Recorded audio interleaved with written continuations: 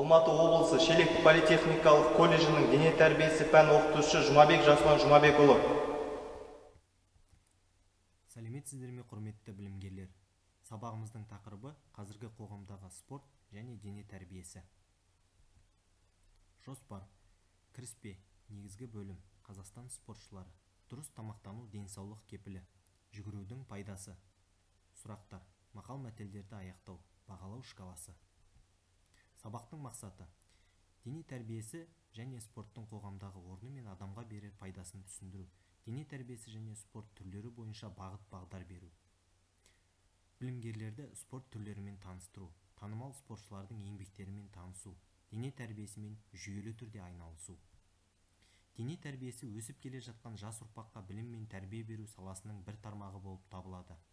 Және ол жеке тұлғаның жан-жақты дамуына, күшті де қуатты болып өсуіне, ұзақ уақыт шығармашылық еңбекке жарамды адамды қалыптастыруға, оны отан сүйгіштікке даярлауға қызмет етеді.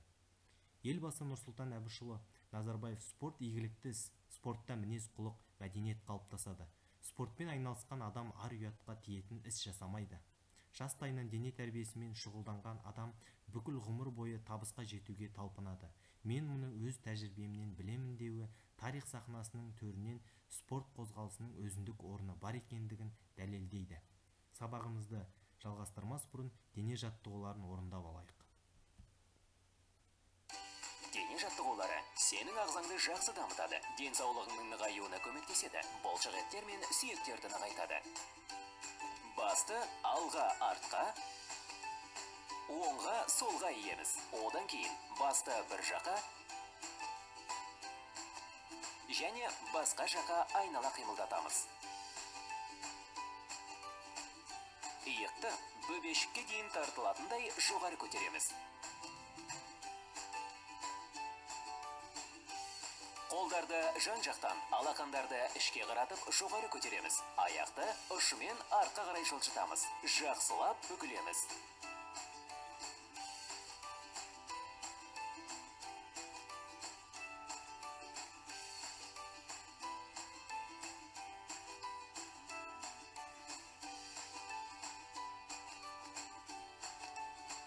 Дененің құрысын жазған соң, негізгі кешенге кірісеміз.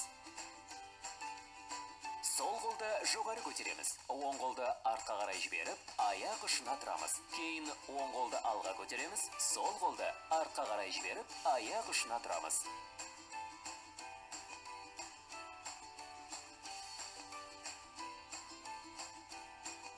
Кеудені жерден көтереміз. Қолдарды жазып, дем аламыз, бүгіп, дем шығарамыз.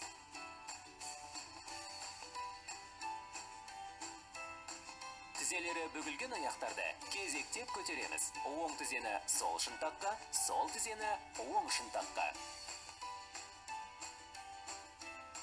Оң аяқтың созылған сол қолдың саусақтарына, сол аяқтың созылған оң қолдың саусақтарына сермеулерді орындаймыз. Оң аяқ жаққа ұмтылып, денемен оң жаққа қарай, одан кейін сол аяқ жаққа ұмтылып, денемен сол жаққа қарай бұрыламыз.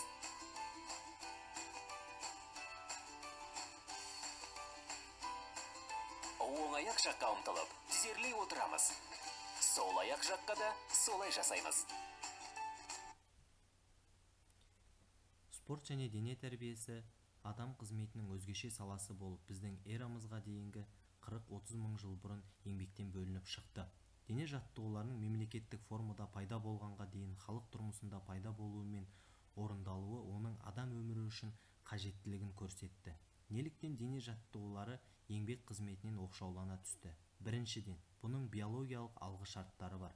Дене қозғалысы адамның даму кезеңдерінде жүзеге асыратын табиғи қажеттілігі болып табылады. Екіншіден, ежелгі адам алдын ала дайындалған дене жаттығулары арқылы жұмысты жақсы жасауға болатынын түсінген. Сол кезеңде жұмыстың басым бөлігі қимыл қозғалыспен тікелей байланысты болған.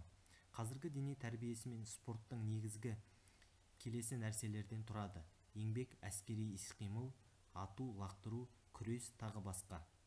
Үлкен қашықтықтар мен кедергілерді жеңу, ат спорты, ескек есу, жүгіру, жүзу, тағы басқа. Дене тәрбиесі.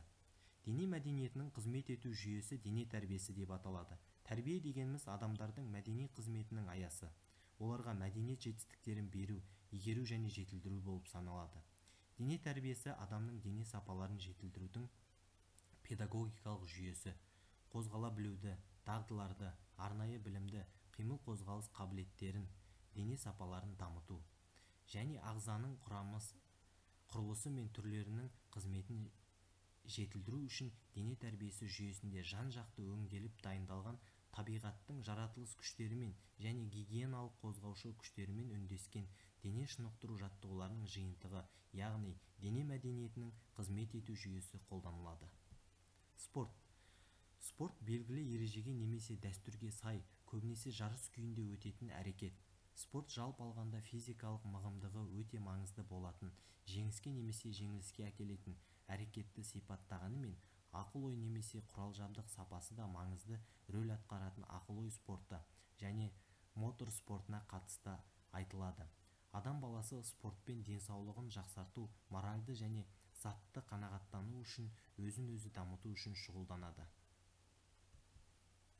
Спорттың даму тарихына зер салсақ, қоғамдағы өзгерістермен қатар спорттың мән-мағынасын да түсінуге болады. Бүгінгі күнге белгілі үңгір өнерінің көп үлгілерінде дәстүрлі ырымдық ритуалдық көріністері бейнеленген. Осы бейнеленген көріністерді сенімді түрде қазіргі мағынадағы спортқа жатқызуға болмағанымен, сол кездің өзінде спортқа жақын әрекеттердің орын алғаны хақында байлам жасауға болады. Франция, Африка және Австралияда орналасқан бұл бейнелердің осыдан 30 мың жыл бұрын жасалғандығын айта кеткен жөн. Қазақстан спортшылары. Қазақстан тәуелсіздігін алғалы 5 жазғы және 6 қысқы олимпиада ойындарына қатысты. 1988 жылға дейін қазақ спортшылары КСРО құрамының қатарында өнер көрсетті. Соның нәтижесінде елімізде Илья Ильин, Александр Винокуров, Бекзат Саттарханов, Майя Манеза, Ольга Рыпакова сияқты спортшыларымызды біледі. Ермахан Ибрагимов, олимпиада чемпионы, Атланта олимпиадасының қола жүлдегері, боксшы. Бекзат Саттарханов олимпиада чемпионы, 57 келіге дейінгі салмақта өнер көрсетті. Илья Ильин Қазақстанның 2 дүркін олимпиада чемпионы, ауыр атлетші. Бейжің олимпиадасында Илья жұлқа көтеруден 180 келіні, серпе көтеруден 226 келі салмақты еңсерді. 94 келіге дейінгі салмақ санатында өнер көрсетті. Александр Винокуров, велошабандоз. Дұрыс тамақтану денсаулық кепілі. Тамақтану сауаттылығының 5 негізі бар. Бірінші, тамақ құрамында негізгі қоректік заттардың болуы, нәруыз, май, көмірсу. Екінші, тамақ рационында қосымша заттардың болуы, витаминдер, микроэлементтер. Тамақ нәрлілігі адам жасына, денсаулық күйіне, табиғат климатына байланысты. Төртінші, тәулік бойынша тамақтану тәртібінің мөлшерін сақтау. Бесінші, тамақтанудың санитарлық гигиеналық нормаға сай болуы. Жүгірудің пайдасы зор. Қайсы бір спорт түрі болмасын, ол жүгіруді қажет етеді. Жүгіргеннен адамның денсаулығы жақсарады. Соның ішінде қан айналым жүйесі ретке келеді. Ойын ашылып, жаңа ашылуларға ие болатыны сөзсіз. Ендіше, өміріміз өз қолымызда екенін ұмытпайық. Сұрақтарға жауап береміз. Мақал мәтелдерді аяқтаймыз. Бағалау шкаласы бойынша дұрыс жауаптарыңызды бағалаңыздар. Ұлт денсаулығы біздің табысты болашағымыздың негізі.